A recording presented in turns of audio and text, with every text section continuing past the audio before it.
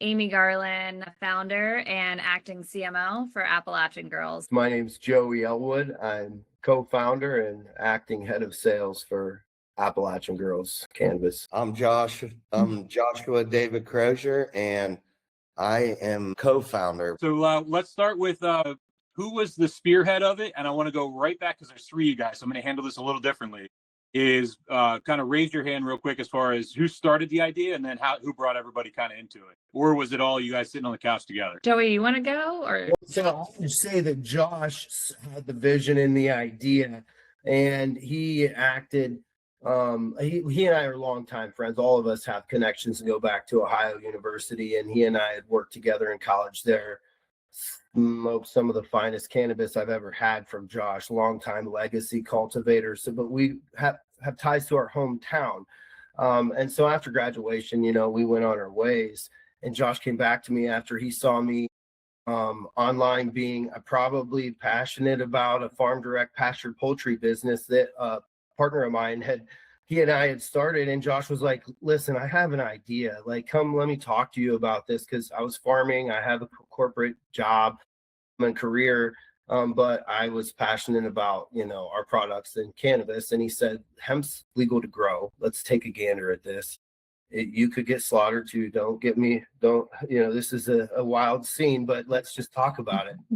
So we did that. And I got my wife on board. She's an RN who had always dreamed of being part of the holistic wellness side too.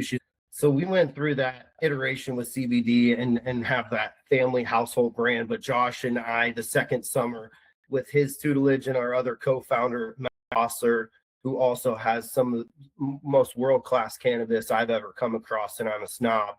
They helped me cultivate and harvest 50 pounds of outdoor for smokable flower on the low THC, high CBD side. And we stormed the market, self-distribution, drove the wheels off of our cars, and really had 50, 70 stores that were loving it. And I guess, sorry guys, I'm taking a lot of this, but I think it's important to lay the groundwork. Lance Melnichenko came in, our acting CEO, longtime friend and Bobcat, wrestled with him in high school. He was like, this is a murder scene. You should run. Like, don't do this. And then he came and watched on scene because he has some significant corporate experience in the cannabis world. And he watched us operate for a little bit. And he's like, I got an idea. Let's talk through it. And it kind of marinated for a little bit. And then he started to pitch the idea of Appalachian Girls. And I think he even had, we ideated on the brand side, but then he started helping us assemble the team. And then, there's 5 of us now, and I'll shut up from there because that's that was great. That was great, and I'll connect with you as well, former wrestler over here. So I have another show called The Leaders Arena, which I co-host with a former UFC fighter, Clifford Starks. Lance and I joke because he was I was a heavyweight in college and he was like 125 in high school. And we get in these meeting rooms and I'm like, yeah, Lance and I wrestled in high school, same weight class. And they're like, what? That's awesome, guys. Well, give a little cloud level overview as far as the portfolio and the different products that you guys make. Can I say something about the team real quick? Yeah, absolutely. This team is phenomenal, by the way. And Joey did a great job of describing it. Like, we were all in cannabis, little hodgepodge entrepreneurs. But this company never was really App Girls or a company without, that Lance and Amy addition to this, like, made us whole and complete. We were just farmers, right? So, we're proud of like how things came together as Bobcats. And, yeah, sorry to interrupt. No, there's no sorries at all, guys. This is an open conversation, and I edit things out intermittently. So when it goes out, nobody ever notices these types of things. And that's part of the point about the authenticity of the conversation. And I'll let you know too, Josh. I just yesterday interviewed Steve Groff, who is one of the leaders in regenerative agriculture. And he's also a hemp farmer, and they do tomatoes for Whole Foods and stuff like that. And we did a whole hour together about regenerative farming, and actually to the point where his products have been given to Penn State Medical Center, and they tested his products for the potency versus the same other products in Pennsylvania. And they found that the regenerative agriculture gives higher quality nutrition content to the cannabis. So we had a really cool conversation that probably the episode will drop before or after you guys. So feel free to nerd out as much as you want on the agriculture and farming side. It's something that I'm definitely giving a platform for farmers moving forward over the next few weeks and months. Josh is like, yes, We don't I'm wanna- here for it. We might need a couple more hours. Actually, Josh, what I'll do is, here's what I'll commit to you. I promised this to Steve yesterday, was to do a roundtable with somebody in a brand in the industry and him and myself. I think that we'll hold the agricultural conversation for that conversation. And then, but let me follow up with you and we'll get together a date on that, because that will be fun. Cool, man. Cool. All right, cool. So give me kind of a cloud level overview on the portfolio and the brands, and then I'm going to dive deeper back into your guys' stories together. Yeah, I can go into the product. So we started out like 3 years ago selling the smokable hemp flower, low THC, high CBD. And like we had some traction, and then we decided that after we did a family and friends raise, because we were like, we have something here between the team and we think that we could go some places. And so we did the family and friends raise. I think we're gonna hit just shy of 1 million this year. Nice. Like in the 12-month span since we started our drinks, which was really our hero product that just kind of came out of nowhere. One of our early investors during the family and friends raise, has a canning business, and we're like, Joey's like, what do we think about drinks? Like, should we do it? And we're like, no, it's not really like what we had in our master plan, but it's just normal cannabis business where you have to continually pivot and adjust based on the market. And we tried the drinks and we came up with we had 3 flavors to start with. And they all tie back to our Appalachian roots. So like we're all from that region. And so we're like, okay, let's do like a strawberry lemonade that's like a porch style, like something great for in the summertime. And let's do like a half and half, like an Arnold Palmer. And then the black cherry soda, we fell in love with it, and it ended up being our hero SKU. And then we went round and round about our citrus soda. And I was like, I don't know how I feel about it. And everyone's like, no, it's coming from like moonshine. Like it really ties back. And that also, like, we have something for everyone. And we all have like our favorite drink out of all of our SKUs that we really love. And that's, sorry, go. No, go ahead. No. So when I saw your guys' portfolio, when I pulled up the screen, it was instantly, I could tell where in the moment, I sometimes forget where the geographical locations are of people, but I saw your portfolio, and I'm originally we have a property outside of Pittsburgh, farm property from a generational piece. And then I lived in West Virginia for a long time. So your portfolio definitely resonated to me. And I wanted to say that not many people are coming in with the seltzer, the soda, and the tea. And I just want to first off just say home run on that. I'm going to send you guys my address for some samples and stuff like that. But I mean, it's like really like to have that diversity and have a portfolio, because a lot of people are like, here's our portfolio of brands, but it's 15 different seltzers with different flavors. That's not a portfolio. That's just flavor extensions off of a core product. And you guys build a portfolio. So I do want to say good job on that. Like, seriously. Selfishly want to add that our black cherry just took double gold out of 16 different independent submissions in Ohio. So when she says that's our favorite, it's a fan favorite too. It's really going well as it relates to the actual taste of the drink. We have an awesome brand and we're true to form, but the product too is awesome. That's really cool. Did you guys phase in these, or was this your initial rollout when you guys rolled out a year ago? Our initial rollout, we started with the 3 flavors, the half and half, the black cherry, and the strawberry lemonade seltzer. We were trying to keep it tight. Lance and I both come from CPG world, and when you over skew yourself and you don't focus on just something small, you end up losing sight of what you're actually trying to do. So after, I think it was last July, actually, we went round and round and everyone was asking for more flavors. That was the feedback from the stores that Joey and Josh were getting. And we're like, okay, well, to make like a nice sample pack It would make sense to add one more SKU to our lineup, but it has to have a different flavor profile and offer something different to our customers. So you So guys, that's where that citrus soda came in. yeah, absolutely. So you guys are over in Ohio. Are you guys currently in the same building right now? Like, or are you guys all spread out remotely? We rarely get to see each other. It's not great, like this team's awesome.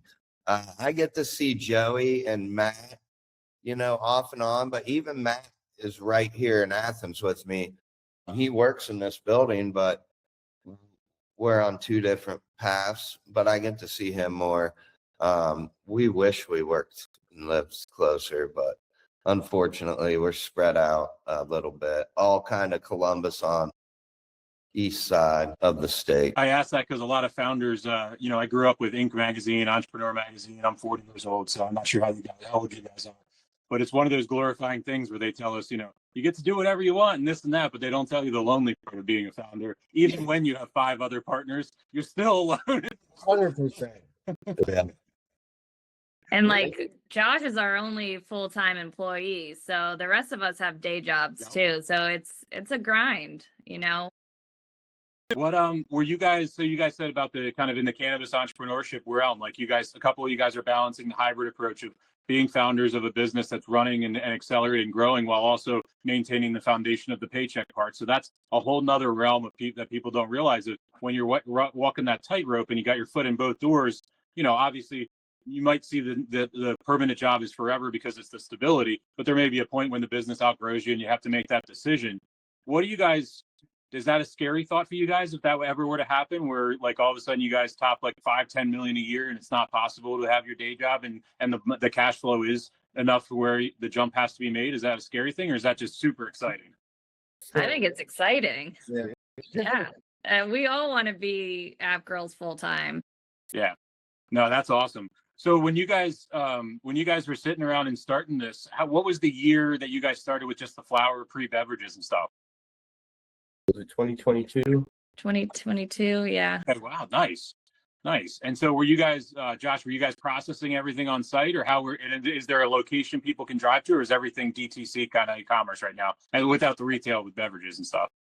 Well, Nate, I'm glad that you asked. Right now we got 4 living soil beds, 4 by 25 foot long that me and Matt custom mix the soil for. Awesome, with a ton of potential. But as Joey mentioned earlier, we want to use these beds full time. However, it doesn't sell like the beverages. So like time's got to be allocated to where it's most profitable.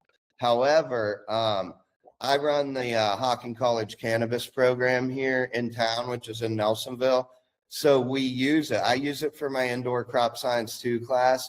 So it isn't just sitting feral, it's a great place. We do intend to grow there as needed again, but it just isn't the focus. But we've been able to use it for some great things educational wise. This is where I find out which students can be interns for App Girls. And then once they're interns, that's when we find out who's really hustling, right? So we got a kid, one of our sales crew, Matt Galeka, he come up through my Hocking program, and now he's just an excellent superstar for us. So, we're trying to build those type of relationships fundamentally.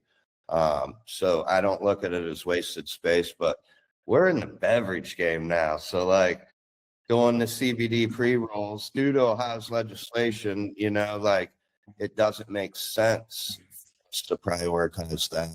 We're focused on getting these beverages out and building a brand through that avenue. But it ain't to say we won't be back to, fresh or sticky CBD.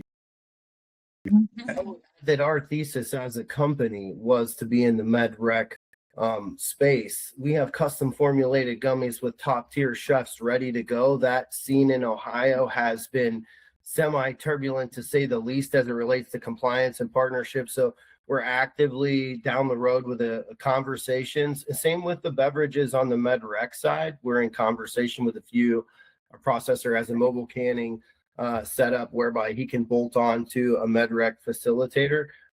So to Josh's point, it's a matter of time, but hemp was set up purposefully so that we could cross state lines with advertising and build our brand. We have Appalachian in our brand name for a reason. Those are our priority states. And so yeah, beverages is just the cash cow that we have found is absolutely probably, and THCA flower, like that, no knock against it, but it seemed very like we're operators, and Josh and these guys will have their day in the sun when it comes to MedRec and getting into flower space there. So we're patient. Yeah, we're pretty active. And Josh, I want to commend you on the education part of things. So I'll give you guys a little connection there. I got into the alcohol business because of my co-op when I was in college at Drexel University. So the only reason I'm in this business, the only reason that 17 years later I have this business, which then turned into my senior year of college, me starting the business that exists right now. So I've been a solopreneur for the last 17 years. And one of the things is it's that co-op program that I ended up staying into. And a lot of kids ended up, doing it. They did 3 co-ops in the 5 years at Drexel. And a lot of them would do a different company each time. But the company I worked for was a big distributor called Origlio Beverage in Philadelphia. And we really connected and everything like that. And every time I had a co-op, they put me in a different department in the company. And then that ended up building me into just understanding all aspects of the business, and then gave me a really great foundation for the rest of the time. So keep doing what you're doing. And not only would they be, obviously great employees for you, they're going to live on and build a great foundation at an early age, which is crucial. So good job on you guys for doing that and looking at that as a priority for sure. Thank you. That means a lot. It is a priority. Yeah. So let's talk a little bit about, I looked at your heat map on here. I see you guys have a little bit over in Pennsylvania as well. So knocking on the back door over here. Do you guys have distribution out there, or are you guys just shipping the stuff over there like some of the other guys are right now? So we have scattered warehouses throughout Ohio. We have small distribution in East Central Ohio with a smaller distributor, Adco, and they've been really good to us. But we've been self-distributing, as Josh made mention. His efforts I tell him all the time, it's tough because it's an investment of his time. He's very passionate. But Matt Galeka, as well as a few others that are coming up, they're selling for us, and they're breathing fire, excited about what they see, because and that's all done largely by either telesales or in person. We have a CRM that we're working through, and we continue to add people like us every day to that want to join. So that's awesome. Yeah, I see you guys have some stuff over in Philly and some spots in Pittsburgh and stuff like that. So I'll let you know too. I'm sure Joey will be hearing those episodes that we have this build going through. So I'll send you guys over that information as well, so you guys are aware of it. It's looking like it'll be probably getting through and go public. It's already written.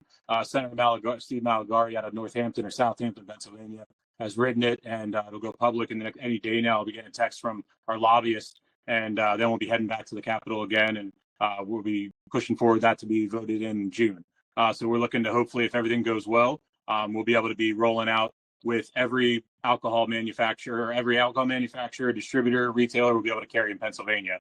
So it'll be it'll be opening up to a completely free market, whereas right now we have to be everywhere that's not alcohol. They'll all lose those opportunities to sell. Is that accurate? Yeah, so anybody that's currently selling, every retailer will be able to buy a hemp beverage permit, which will be a bolt-on to their business license, and then they'll be governed by the Keystone Cannabis Board, which will then do the inspections and the regulatory part to make sure. So also breweries, wineries, and distilleries can buy a permit and become co-packers for places where if they're out of state in California and they want to have their product made there for efficiency, the brewery can convert into a co-packing facility as well. Very cool. Yeah. So yeah, we've been pushing that really hard right now, but I'll send you guys over that information and see where it is. It's called iwantmythc.com. So the website's all built and everything like that. It just hasn't gone public yet. So amazingly, that domain was around 7 months ago when I came up with the idea. Wow. Love it. And then all of a sudden, the universe provided, and MTV closed out on New Year's Eve. So I think copyright, I might have an open book now. We'll see. But let's go back to your guys' story a little bit too. I don't often get people that are are friends and everything like that. So you guys, how did you guys all meet? And was it all started at college, you said, or was anything prior to that? Josh and I bust tables at the same high school restaurant. Our family connected. So yeah, we go back. Nice. And how about you, Amy? When did they wrangle you into this? So I came in probably 3 years ago when we said we like formed the company. Lance and I went to college together. We had mutual friends, and I've been in the cannabis space since 2019, and I was in big corporate CPG world, and then I got pulled into the cannabis space, and the startup life was just so fun. I mean, it's grueling, but it taught me so much being on the big corporate side, and then coming across, and we opened like 192 stores in less than a year. We had dispensaries, we had all kinds of stuff. And that all happened in less than a year. It was a rise and then a fall. And then Lance was like, "Hey, I'm back in Ohio. I have some people I'd like to connect you with." And I was like, "Yeah, let's do it." And that's kind of how it all happened. There was a little vetting through between all of us. The I guess me, they're like, okay, I'm the only girl in the group. That was I wasn't going to ask if that was the case, but I'm sure that has its own stories you can tell, I'm sure. I remember the day Lance and Amy, I first met Amy here at the gazebo out back and at our warehouse here in Nelsonville. And I was unsure. I was judging without, knowing. Man, I'm glad I was wrong, because he ain't even gonna smoke with us. That's your. Then we're doing the Canada Olympics, and Yeah, I think she was in the Canada Olympics. She about won the gold for us. So there you go. So she proved herself quickly for you. yeah, but What? nice. Nice. What channels, like, speaking of just Ohio right now, are you guys in like grocery, independent retail, and then also dispensaries, or what channels are you currently in? so we're not in any dispensaries. We're in smoke shops, grocery stores, carryouts, restaurants. I think that covers it all. Of course. We've got some people that take our drinks to different events and things like that. But those are the major channels. Are you guys still self-distributing, or you said you have some distributors that are helping you in certain spots? Small distributing-ish. Joey, you can speak to that. We have multiple conversations in discussion. Legislative headwinds have not been favorable, Nate, as you but we have been sought out on more than one occasion. So we're confident and continue to knock down doors ourselves and build out markets and look forward. And yeah, we're on the 5-yard line with you. We had some really big fish that were interested early on, but just had some stalls due to legislation that is part of our business. We know we signed up for that. You better have thick skin, Yes. Yeah. I mean, we were all loading cases into our cars and storing them at our houses and stuff. And then we've been, slowly being our own distribution. So like we went from having 0 stores last April in terms of our drinks to having over 300 stores. And some of the smaller distributors that we first met with only had 400 doors. So now, like, obviously all the legislative stuff that's been happening since October, that kind of put a halt in our growth quite a bit, I would feel like, but we're still, doing really well for ourselves considering all the factors.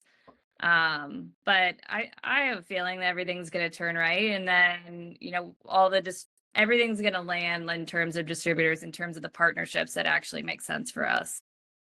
Yeah, it's I think it's one of the little things that we talk about, but I don't think people really understand the gravity of like operating in this industry with the uncertainty.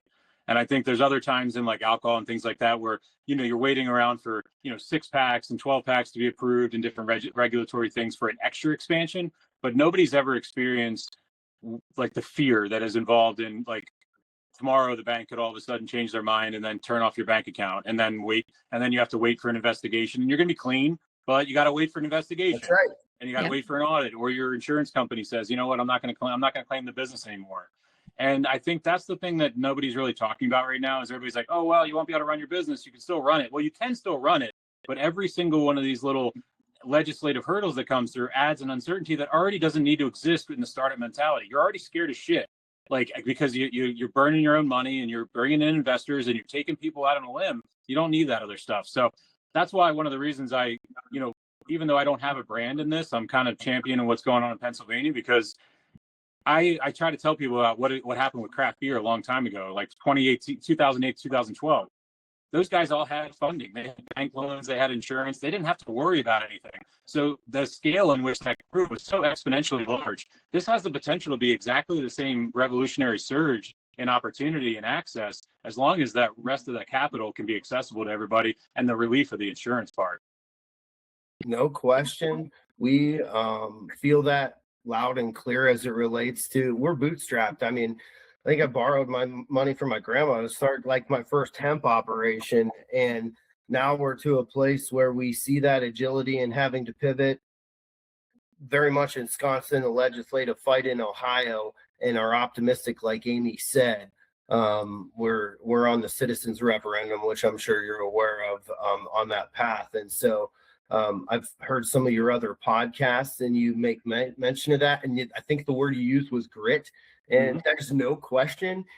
Sure, you need to have that in any new business, but cannabis has a particular space. It is just a very large portion of like, you signed up for it, so don't whine about it. Just keep punching. Yeah, That's exactly it. No, it was an episode 2 days ago I just dropped with Chris Fontes from. He's the president and all that stuff, and he's just like, if you're not advocating and you're not for your legislation, that you don't deserve to be in the industry anymore. Yeah. I listened to that episode. Great episode, by the way. High spirits, right? Mm-hmm. Yep. I think Joey nailed it. Grit and grime. I call this, entrepreneurial exercising, because it's just like, hopefully that's the positive to get out of it, is like the team operating through all these challenges, all these hurdles, and still overcoming and staying on top. Like, it's almost, it's impressive. I'm impressed with our team. But yeah, it's all day hurdle jumping, but we have faith it's going to pay off. Yes. What do you think outside of the regulatory aspect? What's kind of who's got like a good lesson that you guys have learned? Where it's like one of those fun moments where you like thought something was going to work and it didn't, and you can kind of humbly share, any challenge that you guys might have had and some lessons out of them. Amy, I'll let you take the lead. I was looking at Joey. Your sales team is the one that's, I think the one thing, back to like the legislative piece, though, I know I'm not answering your question. No, you're good. We'll go back to it. Yeah. Like back in October when we were like, oh shoot, like there's an embargo that's gonna happen. People are gonna take our drinks. Like we have all this cash tied up. Like what are we gonna do? And just making friends in the space, we were able to ship all our drinks out of state. Now we did have to like turn around and ship a lot of them right back. But I mean, that happened in October, and by mid-November, we started our online D2C business. I mean, Josh and Matt were shipping flour where we were able to off of our D2C site, but we had built our website to be able to eventually, at some point, ship D2C for our drinks. And so that pivoted really quick, because we're like, well, we can't sell into Ohio. We're waiting on registration in other states. And so that just kind of evolved really quickly, where it was like, maybe a year from now, we'll ship drinks and we'll figure that out. And then in like a month's time, we're like, okay, we're going to ship our first order end of November. When you guys sat down for the first time, how do you guys, with the DCC experience on packing and shipping and dealing with that customer service aspect of things, was that new for everybody? I do D2C stuff for my night day job. Like I've built websites, customer service, all of the things, but luckily I have friends and partners that I'm like, okay, I don't remember how to do this, or I've never done this. Like, can you teach me how to do this? And, it's really great to have friends and partners that you've picked up along the way during your career journey that are like just true friends and willing to like help out versus like, hey, I'm going to be so much an hour. Yeah. I asked that because I went through my own part with, I started during COVID when everything collapsed and I had nothing to do. I ran a discount warehouse where I rented a warehouse and then I was buying overstock from Target. And then all of a sudden I got in with like a couple food and beverage brands I'm not going to name, but I became their unofficial drop shipper via Amazon. So like Amazon fulfillment orders would come in and I would just fill it. So all day long I was doing cheese puffs and water and just random things and Chex Mix. And I asked that question because one day I get a call and I put the wrong cheese ball mix in one of the boxes and I shipped it. And I didn't realize my cell phone number was up on the site. And this 79-year-old lady calls me on the phone and starts reaming me out because I gave her like the wrong size cheese balls, which was funny because in the beginning, she's reaming me out but I gave her a 64 ounce and she ordered an 8 ounce and she was reaming me out for my poor business practices of giving away free. She was so angry the entire time, and she was like, "How could you be so stupid?" and blah blah blah. And I was like, "She's like, let me talk to your boss." I was like, "Ma'am, I'm the owner, and my cell phone was on here." So no, it's you get those messages from the keyboard warriors sometimes, and while we all love the good feedback, sometimes the negative stuff. No question. Walk me through the 5 and 10 milligrams. Obviously, it's a risk mitigation for what's going on with the regulation and stuff. But kind of where it is with you, is that a strategic thing to stay in that milligram aspect? And I have no opinion either way. I'm just curious to ask. Yeah. Do you want to take it or you want me to, Joey? I talk all the time. Go ahead. So we started out with 25s, and then with the strawberry lemonade, just because of how it's made up, we can't go above 10 milligrams just based on like that dry weight scenario. We want to always stay in the green when it comes to regulatory with our products. So we had 25s in the sodas and the tea, and then the 10 in the strawberry. And then as Joey and Josh and Matt were going out and they were selling, there was a lot of requests for like 50 milligrams. And then there was a request from the bars and restaurants. They're like, we don't want people on their asses. Like, we need to go like 5 milligram. We want like that Bud Light, White Claw, like we need a 5 milligram or a 2.5. So then we just kind of started expanding. We didn't want to expand, like I was saying earlier, like we don't want to expand in terms of flavors and then just have like we're over skewing ourselves. Having different milligrams in each of our drinks allows us to go into different markets and different retail locations and really offer the customer and meet them where they're at in terms of milligrams, because like I'm not gonna buy or drink a 25 every day. Like I would like to go and hang out with my friends and take 5s and 10s and be able to like socially drink that way versus like 125 or a 50 and I'm like mute. I had a 50 like a couple of weeks ago, and I have a pretty high tolerance. I've been a lifelong user and stuff like that. But it was an interesting feeling for sure because I've been sober 3 years from alcohol, and I drank it like a beer. And I wanted to, because I intentionally wanted to know the effect of it because I was always drinking them where I'd split it up over a 2-hour period and do like 25 and 25 over 50 cans. And it was definitely a funny experience where I try to tell people like, you know, when you want to experiment, you know what I mean? Imagine if you were experimenting with beer or wine, you wouldn't start out with like your first year grabbing a 19% triple IPA or whatever, you know what I mean? Or some bourbon barrel aged stout. You would really run your way up through. And I think when people start, the more we normalize that comparison between their everyday items that they drink, we'll be able to make people understand the dosage. And I think over the next year or two, people will be less apprehensive to the product and we'll get more audience members and more consumers into the market. Because I think the ones that aren't in it yet, I don't think it's because they don't want it. I think it's because they don't understand it yet. That's like our, oh, sorry, go Josh. Well, I think you bring up an excellent point, right? Right now in the cannabis industry, consumers are buying off of percent THC, right?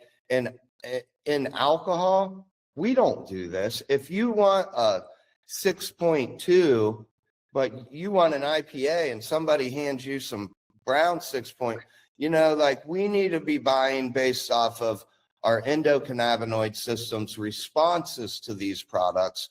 And, you know, unfortunately, they're priced at THC percentages, but we, and me especially, I'm excited for the future of our company when we can get into these flowers, because I think the packages are essentially full of deceit and lies, you know, terpenes, THC percentages, all these things that doesn't matter. They're all in between you and your own endocannabinoid system. And I can't tell you how you're going to respond to these cannabinoids. All we have is ourselves to go off of. And that's also plays into what Amy was saying with getting the effective dose. We want all of the first time people that aren't exposed to cannabis to have an option. But if we're being honest here, you know, nothing sells like our 25s and 50s, you know. But those are well-developed consumers that already know they love pot. We're excited for where App Girls is going to bring us. We consider these our children, right? Like they've never used before, and then they try one of our products, and now they know about what they like and how to use it. Like nothing means more than that. I mean, we're appreciative of all of our people, but them first-time people, a lot of them you don't forget. So very excited about people, you know, not looking at a product. You know, when it's a refined product, sure, you're buying off of milligrams THC. But when you get down to the complexities that this plant has to offer, there's all these thousands of combinations that we're excited to be a part of exploring and further. There's that rant. I said I wasn't going to do a rant. No, but actually, I'm going to send you down another rant, Josh, because actually I realized as you were saying it, that's something that we've not talked about in any prior episodes. Dive a little deeper into what you meant to the audience about your own internal cannabinoid, because that might be for some people a first time of hearing internal cannabinoid. What does that mean?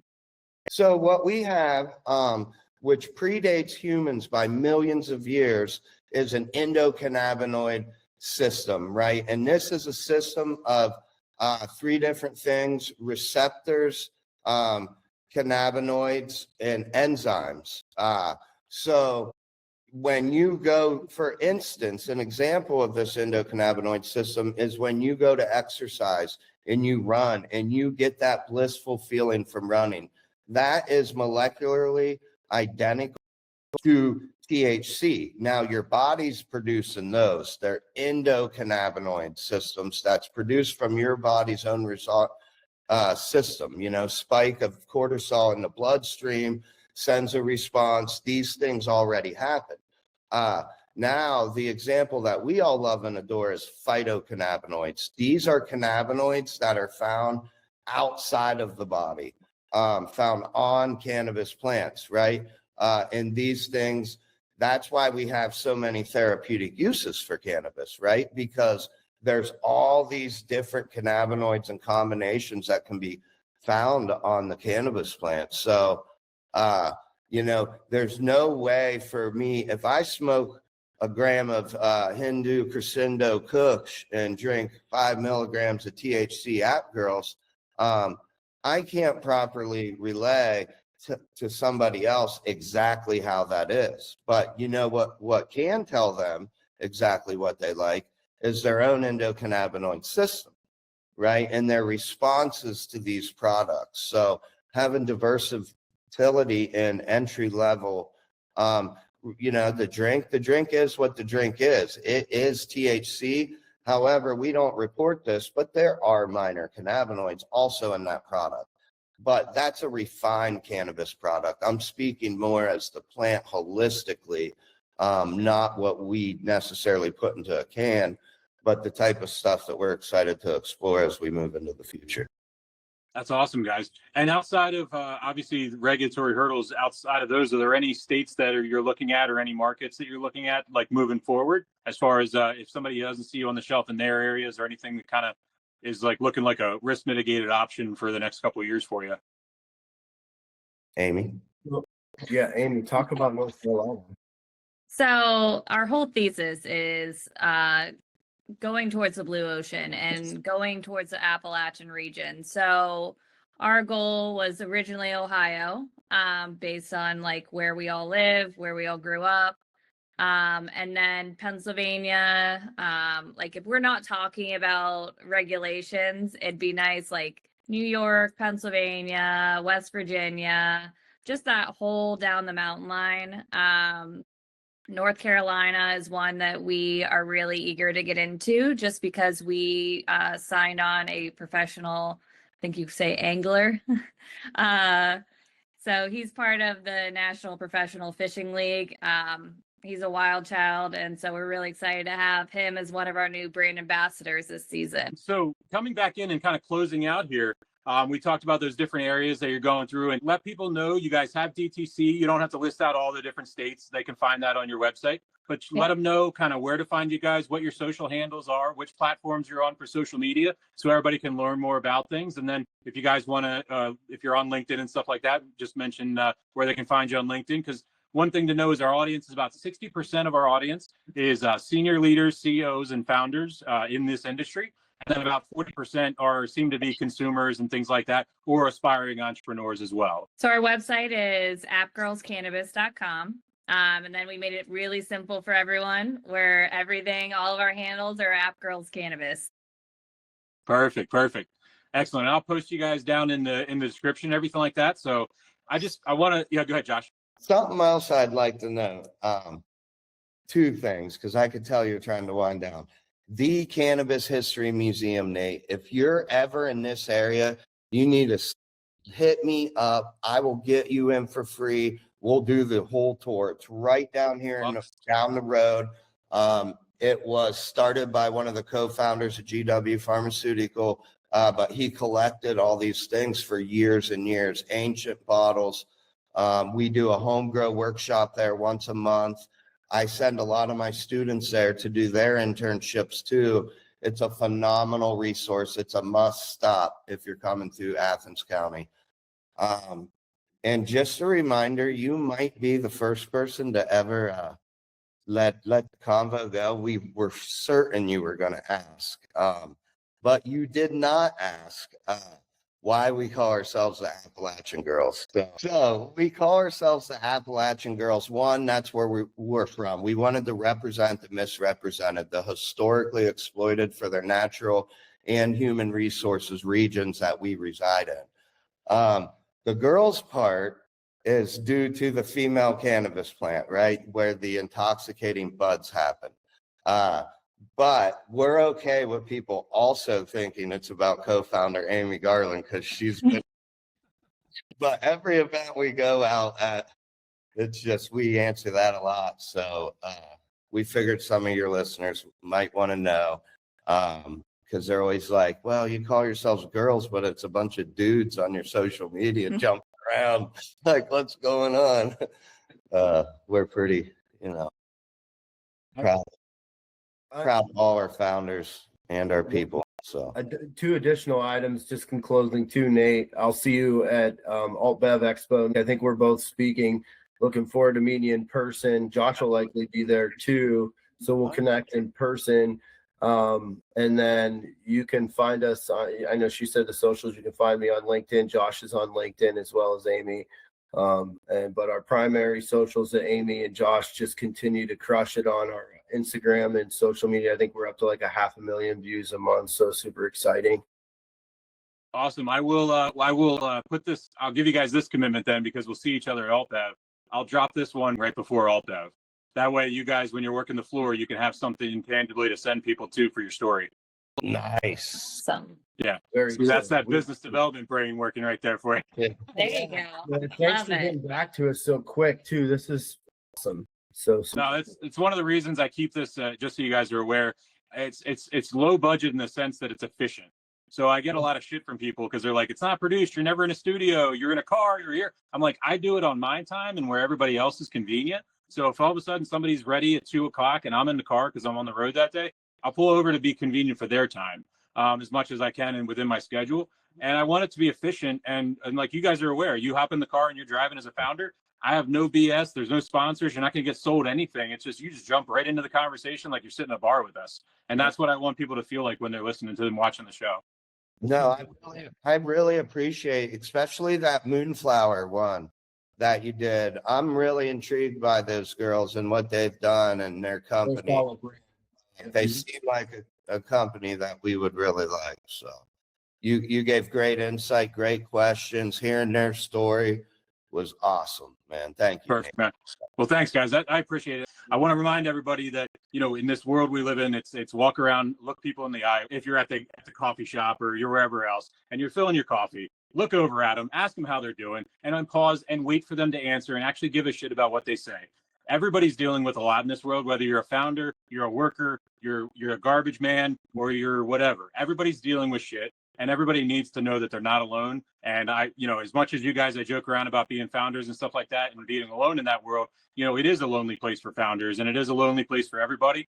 And I think the more we need to put this positivity out there and start telling people stories so people like yourselves can connect with everybody else and realize that not everybody is out here to make $1 million and retire on a beach. People are out here building businesses with core intentions that bring some positivity to the world. And, you know, with Josh, what you're doing with education, you know, you're doing that, you know, what you guys are talking about with your intentions and your doses and the ingredients you choose, everything is intentional in what you do. And those are the brands that are going to be sustainable moving forward. And the people like you that continue to push this positive momentum and understanding that challenges are always going to be there.